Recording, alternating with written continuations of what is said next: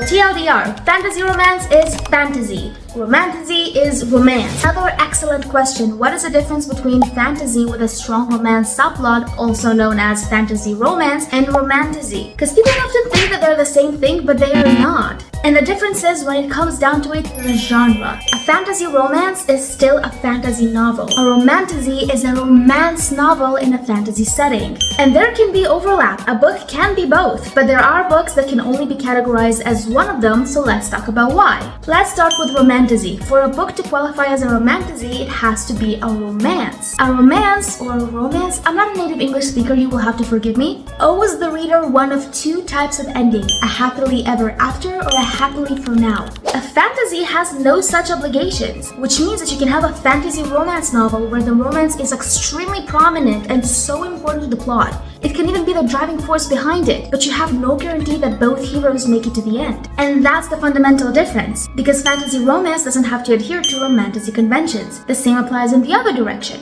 A romantasy novel doesn't have to go as deep into the world building as you would expect from a fantasy novel. It doesn't have to resolve the mysteries of the world or all the things that were set up. I think Fourth Wing is a really good example of this, because the fact that Violet's hair is like multicolored is touched on but not really elaborated on. In a fantasy setting, you can do that kind of thing. So TLDR, each genre has their conventions, and therefore a book in that genre has to adhere to them. Thank you so much for yet another excellent question. I'm really enjoying this. Have a good day. Mwah!